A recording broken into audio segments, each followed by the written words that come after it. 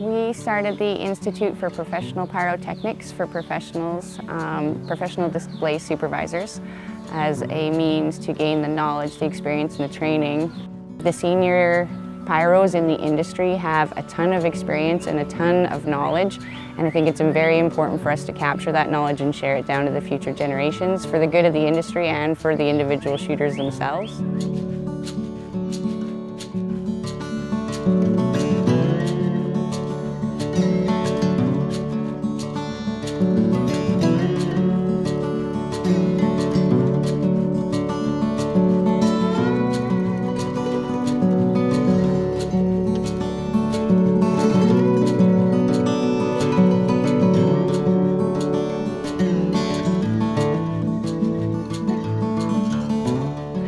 Thank you, Eric, for having us here and for donating your time and sitting with us and chatting with us. It's invaluable to us and to everybody else that's coming up. Aloha, Aloha. From the big island of Hawaii. Thank you. And Jim, thank you for coming and being a part of this as well. So maybe you could each tell us how you got started into fireworks, or your history, or how you kind of what it was like when you started. I was the director of entertainment production for the World's Fair in New Orleans, and my background is theater and music and production, which I thought I would do for the rest of my life. And as part of the shows that I ran in New Orleans, we closed the Mississippi River and we did a show a night, put a 20-minute rolling hole in the Mississippi River, and when it came by, we shot, and then the rest of the traffic, because there's a lot of boat traffic on the Mississippi River. And so we did that, and one of the companies that we hired was Diaries, which is the oldest firework company in the world. It's French, New Orleans French, Yeah. And so we shot with them for 4 months every night, and I got to know their world a little bit. And it was interesting to me because I'm from theater and music, and I'm watching control systems that I just couldn't, really? Why don't you use a computer to do that, right? But they just sort of looked at me and shrugged. But after the World's Fair was over, they came to me and said, "We need somebody to handle us outside Europe. Are you interested?" And I said, "I know how to do shows. I don't necessarily know fireworks." And they said, "We'll teach you that. The fact that you know shows and you know the business of shows, that's the hard part." That they were lying, all right? But it sounded good at the time. And I was 30 years old, and I was single, and they were going to take me to Paris and pay me to do that. And I said, yeah, I'm in. let's do it. So I went to Europe. I was trained in Europe by Ruggieri, and they have a very specific style that's facades and scenes. And it was very different than what I've seen in the United States and grew up with. It was wide as well as high. It had movement left and right as opposed to up and down. So suddenly it made a lot more sense to me. But that's how I started. I came out of 6 years with high explosives, and I like to play with the inventory. And then when I went out of there, I went in. My first job was a commercial. I went into the film business right out the gate, because I had a grasp of how explosives work, so I got to blow stuff up. And then I did a movie on the summer of '88, and we shot some fireworks in the movie. I was on the effects crew, and they brought in a local to shoot the fireworks. And the movie is called Betrayed, and if you watch the movie, Deborah Winger and Tom Berenger, you'll see some fireworks, but they're not what we did that night. They're all put in post. They hired a local fire guy, and he brought out in the trunk of his car $4,000 worth of 6-inch shells, and he could not get them in the frame of the film. They all went off way too high. And he kept leaning the mortar down to try and get them in the frame, and finally when it skipped down and started the fires and blew up on the ground, that was the end of our night. And so that was my first start at it. And then really how I got interested, though, that was like, to me, that was like what I saw there, hand light and 6-inch shells one at a time, was just, I was not interested at all. But my wife and I were coming back from our in-laws, and I was coming home from DeWin. The Olympics are on, and the fireworks started. And I saw the fireworks start, and I pulled off the road, and I just watched, and I had the radio on, and the music from the Olympics was playing. Dun, dun. I was still boom, boom. And I said to Audrey, I'm going to find out who did that. Well, Eric did that in '88, the Olympics, and then I got interested. I thought, well, there is more to this than just walking up to a fuse with a fire and lighting it, and I got interested. I really got interested. So I took the course, and in them days, you took the half-a-day course, and you were certified, and the next day I could buy a 12-inch shell if I wanted to. There was no real pathway to competency at all. You just had to figure it out. And so I got a job. My first job, I went right from the course to the Calgary Stampede because they did it. And I knew the rodeo at the Stampede, so I just, and I found him. I said I'd like a job, and so for $50 a day, I got to learn fireworks, and it was actually a morphed show of what Eric had done for the Olympics. It was the same song, but so I was kind of involved with copying him right out the gate, right? Like the master. Yeah, right out the gate. Fireworks was kind of the easiest way for me to express that need to blow something up, because there was almost a pyrotechnic for every occasion in the box if you knew the right one to use, right? So that's why I liked it, because like Eric said, when you go into something, you don't go in to be what it is now, you go in to be what it could be. And both Eric and I saw that there could be more than what was there, that there could be a better way of doing it, or and we both probably I can speak for Eric too. There's that showmanship part of it that you're always testing yourself. You're always you're as good as your last show, but your next show's got to be better. Your next show's got to have something a little more unique. And so it's the love of the whole part of it, because at the end of it, there's usually a hurrah. And that's the payoff, right? Which you don't really get in film. Live shows, you get that, you get the payoff. With the film, you know, you might get a little line in the credits at the bottom, but if you do your job right, the crowd will let you know why you love it. The crowd always tells you. Yeah. You started at the top, though. I started with Jerry, right? You know, I did Carcassonne, I did the Embrasement, Carcassonne, I did the Statue of Liberty. Big shows. Yeah. It's hard not to love it when you get some really cool experiences right off the bat too. Well, it was interesting. I learned a lot at Ruggieri. It's the basis of what I do. I learned a different style than what happened in America, right? And it made musical sense to me. Yeah. Right? My background's musical, but I will have to say, the first time that I went to Japan, I fell in love with what I did, because I'm seeing things that I didn't understand how they could make them. I didn't understand the ballistics, chemistry, but just the pure artistry of what I was seeing in the sky, and the purity of their commitment, the Japanese commitment to Hanabi that I'm witnessing, really shook me up. That is when I fell in love. I think that the Japanese, in terms of shell to shell, make the best shell in the world. Everything's different, right? But and there's a place for everything, but you know, and now of course you can't buy Japanese shells, right?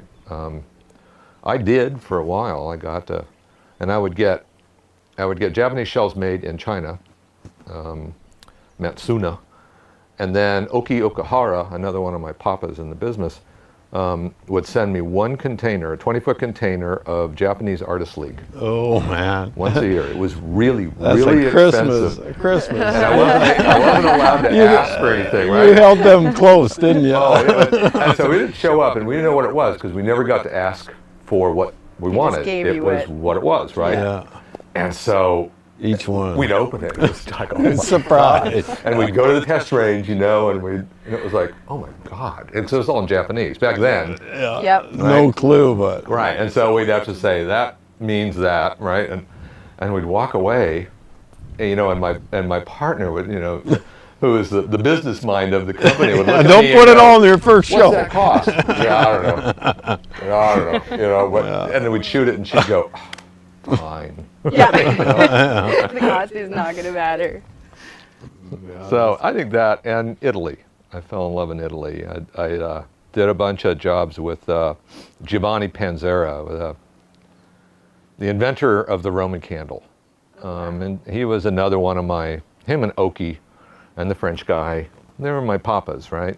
And then I moved into here with Thane. I was really lucky in terms of these people that, I was doing a lot of Roman candle work with Ruggieri because that was their style, Yeah. building big facades. They build a great candle. Yeah. But I went to Montreal, like the second year of the Montreal competition, and because they told me, you got to go to this show. It was Panzera. And I'm watching this show, and I'm looking at the French guy that was with me. I said, "That's a Roman candle?" He goes, "Mm-hmm." I said, I need me some. I need me some of them. Drop jar. And I went up and I got introduced to him afterward, and I'm going, wow. And they're showing me Roman candles that were this tall, right? And that big around, 60 yeah. millimeter, Yeah, right? yeah. And what they could do with it was just stunning to me. And that's another time I fell in love. Yeah. So all of that happened around the same time. For me, is Japan and Italy. And Italian shells, which are pretty damn cool. You'd know it. Yeah. You'd know it. It's how do I explain an Italian shell? There's a lot in it. And they're tall. Multi-break is sort of, and they're hand-rolled shells. And they go up and they're just kablam, kablam, kablam, kablam, kablam, kablam, kablam, kablam, and then a bottom shot. Wham! Right? About 200 feet above the ground, right? And I shot 16-inch 12 break, and it took two of us to load it in the mortar. I mean, it was 5 feet tall, right? And you're like, I don't know what's going to happen when we light that, right? And that's a lot of work. Oh, Did you bury the mortar? Yeah, it's a lot of work. yeah, and you get lighting it. You thought, oh my God, it went in the mortar. And you go out, oh no, there it is, right? It's just amazing. It's cultural imperatives in Italy, Spain, Portugal, and Japan, the four that really stand out.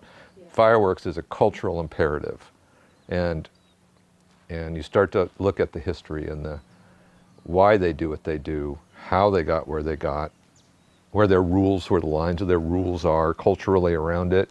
It's beautiful. I was going to say, back when you guys started, there probably wasn't much in terms of regulations then. Not for this. No. No. Indoor was Wild West, and started with rock and roll, kind of. The first time I did indoor was in New York City. I was living in New York City.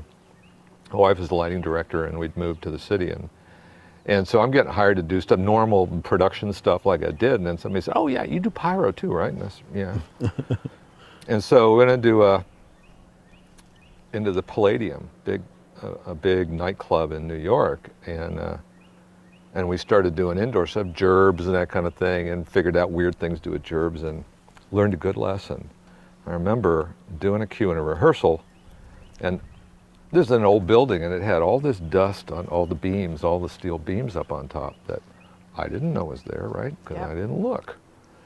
And it's a really good fuel, right? And I remember shooting this cue and watching the entire room go, whoop.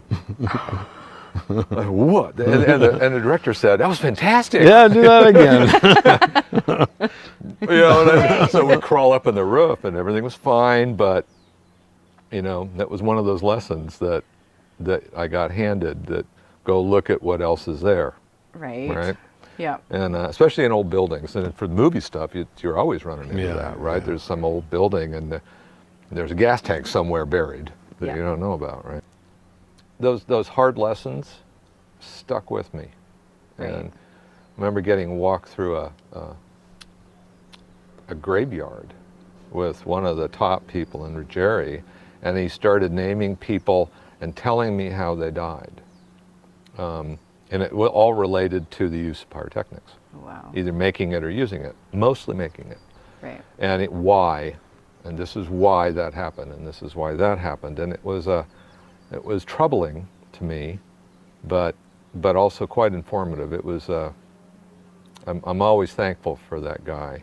I didn't like him very much, but you know, he took the trouble to say, we try not to make these mistakes again. Right. Right. We have to learn from He took this you grave. to the graveyard. Yeah. I think I asked a stupid question at some point, and he just went, "Ugh," and he took me out and took me to the graveyard. Right. Yeah. Risk assessment. When you get good at risk assessment, you can be good at fireworks, because you can be the best designer in the world, you can be the best shooter in the world, but you start hurting people and doing bad things, you're not going to last. So It's easy to design stuff that you can't do. You know? Yeah. There's a mentor that I had for special effects, Thane Morris. He's the M of MP and Associates, and he's got an Oscar. He's got two nominations and one Oscar. Yeah. And he's just as normal. Well, he's not normal. Thane's not normal. Yeah? He's not normal, but he's In a good way. you would never know. You would never know by seeing him or talking to him, or I wouldn't use normal in the same sentence as Thane, no, you know. No. But he was teaching me special effects, and he told me that you're never going to be safe until you walk away from one that you shouldn't have in your mind.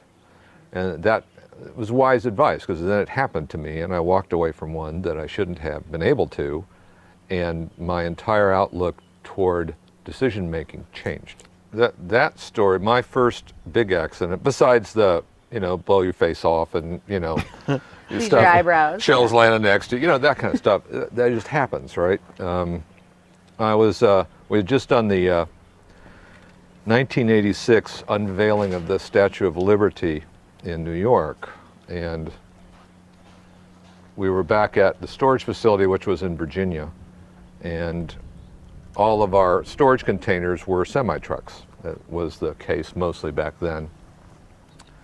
And one of my guys came up, and we're taking inventory, and one of my guys came up and says, we're finding shells with this white powder on the outside of the leader. And I said, it's salting, the black powder is salting. And so we need to go, and I knew just enough to know what that was, but I don't want to sound like I knew what that was back then.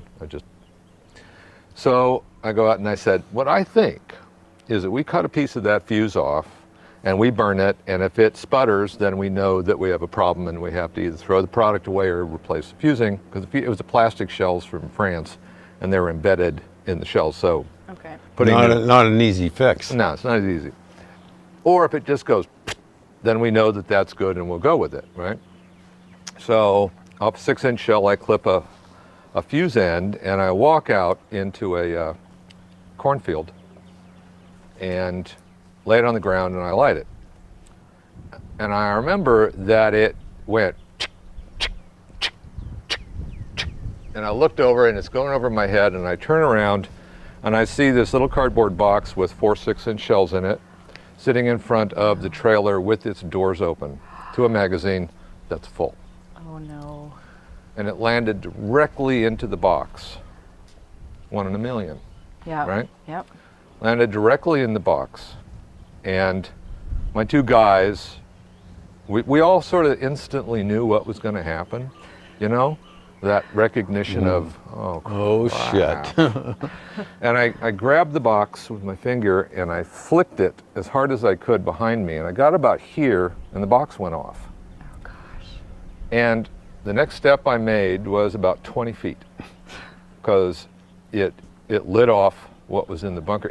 It's surprising to me how fast it happens. Yeah. It's just it's a frame, Yeah. right? Poof, and it's there, and then everything goes to slow motion. And so I'm flying through the air, and I'm thinking to myself, that was really fast, right? As the fireball is eating you up. And I land feet first into a bramble, which is a root structure, and it drove me down into the root structure, and I literally was stuck about 50 feet from the magazine. And it just starts to cook off. It's like the world's biggest, ugliest gerb. It just ate itself through the box, right? And it was a 40-foot semi container, and it was full. And so I'm ducking and weaving, and I'm watching stuff, and it's sort of unreal, you know, and it's all kind of slow motion. Then the bad stuff happened. It slumped, poof, and it started to breach the side of the box, and it slumped underneath the next trailer. And we were legal in terms of our distances. Yeah. Word of caution. Sometimes distances that you get legally aren't enough. Yeah. And it slumped under it and essentially cooked off that trailer. That trailer had 6 to 10 inch shells in it. It had mega Bengals, which are it's a demilitarized flare. They're bright like 2 billion candle power. Yeah, and it detonated. Oh no. Oh, the Bengals detonated? Well, everything in that box detonated. Oh. And I have a brief memory of watching half of a semi flip it over my head. And strangely enough, my pickup truck, right, which kind of bummed me out. I like it. But that's all really all I remember. I was getting kind of knocked unconscious by the blast waves, and I'm still there. And so the end of the story is there's about 4 magazines that went, one after the other, propagated. Yep. And at some point, I got hit hard enough that it pushed the bramble and me out of the ground, and I was free. I was literally stuck, you know. Yeah. And I walked out, and I walked through the cornfield, and I'm thinking to myself, there was 2 other guys with me, and I knew enough at that point to know that something of that size doesn't happen without somebody dying. Right. And I was alive, which meant one or more of my guys was dead. Never want to feel that again. Yeah. No. Walk over the cornfield, found pieces of my truck, right? And I walk out onto this dirt road, and I look down, and there's fire trucks, and turns out it had been about 25 minutes. And I didn't know. It felt like 6 or 7 to me, that's what I remember. And there's my 2 guys standing there. And we run up to each other and hug, and I was scarred up and kind of little cuts from all the brambles, had blood, and smoke coming off of me, you know. It looked good. It looked good. And one of the guys said, "Oh man, you look just like what's his name in The Right Stuff, you know." Don't feel that way. So the next day, the FBI shows up because they took that kind of stuff seriously, and we were pretty close to their head office in Virginia. And so the head explosives guy from the FBI comes out. He was a really nice guy, and he brings a helicopter, and we fly over the site. We did more or less evaporated about 3 acres of this farm. And he said, "Tell me where you were, kid." I said, "Right there." And in the middle of this black thing, there's this one bush that's green, which is where I got plugged. So he explained the Bernoulli effect to me about blast waves and how they reach up and crash down, and ground bursts tend to do that. They put a low pressure donut around it, and that's why. You were in the right spot. But then he said, "But I got to tell you, if it was me, I'd think long and hard about how you survived this," right? And it was a terrible experience, and a whole lot of money went up in smoke. Yep. But all of us walked, and it taught me to close the damn bunker doors. Yep. Yep. That's the lesson, right? And at that time, the spacing between magazines isn't necessarily what it should be, and we should spread it out more.